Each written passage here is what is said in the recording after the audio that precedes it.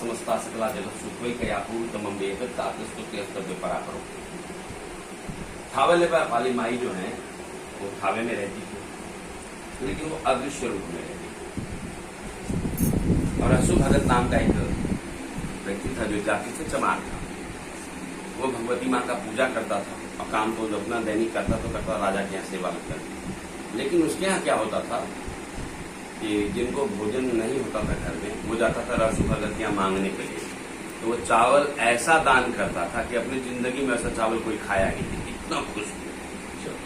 तो पूछता था कहाँ से लाते हो, तो बोला सब यहीं पे हो जाता है माई के कृपा से। तो रात में छुप के देखा तो देखा कि 7 गो बाघ दमाही कर रहा है धान का, और नाग का रस्सी बंधा पड़ा है सब, और चावल एक बार निकालता था, ऐसे देता था, जिसको जितनी आवश्यकता होती थी उतना हो जाता था।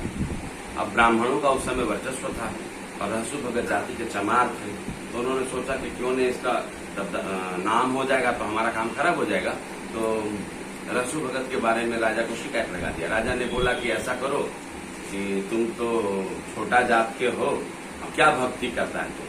तो बोला हम थोड़ा मोड़ा करते हैं। तो बोला हमसे माई का साक्षात्कार कराओ।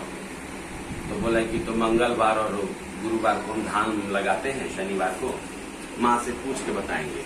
तो माँ से पूछ के बताया गया, माँ से पूछ के बताया गया। बोला कि नहीं, वो माँ आएंगी ना तो पूरा राज्य का विनाश हो जाएगा।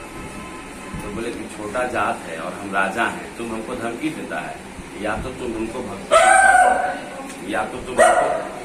भक्ति दिखाओ, माँ का दर्शन कराओ, और नहीं तो हम तुमको जेल में डाल देंगे। तो बोला ठीक है। फिर वो ध्यान किया, फिर वो बोला कि नहीं आप मत बुलाइए। तो बोले नहीं, बुलाना ही पड़ेगा। फिर वो ध्यान किए तो बोले कि माँ स्वर्ग से आ गई। कहाँ? तो माँ वैष्णो देवी सबसे पहले आई। अब वैष्णो देवी के बाद 51 शक्तिपीठ है ना, सभी जगह का नाम बोलता है कि माँ पटन देवी आ गई है, अभी भी लौटा फिरवा दीजिए माँ को, अच्छा नहीं होगा। तो बोले कि नहीं तुम बुलाओ। थावे कहाँ है? गोपालगंज पटना से नजदीक है। बोले कि भगवान हे राजा महाराजा, हे राजा साहेब, अब अगर थावे माई को बुलाएंगे, अब हम ध्यान करने जा रहे हैं, अब कुछ भी होगा मेरा ध्यान नहीं टूटेगा, माँ आ जाएंगी। तो माँ आएंगी तो बोले कि हमको दिखाओ। भोजपुरी में कह रहे थे कि तू हमको दिखाओ, ना देखेबा हम तोरा के जेहल में डाल दे। हम बोले ठीक बा ए मालिक, हम फिरवा दी माई के, फिरवा दी। बार बार वो कहा कि माँ को फिरवा दिए, वापस कर दीजिए। बोले नहीं, हमको दिखाओ। तब वो ध्यान करके बैठे हैं। ध्यान करके जब बैठे रसु भगत, तो भगवती उनके मस्तक पर आई है, और मस्तक पर जब आई हैं तो सबसे पहले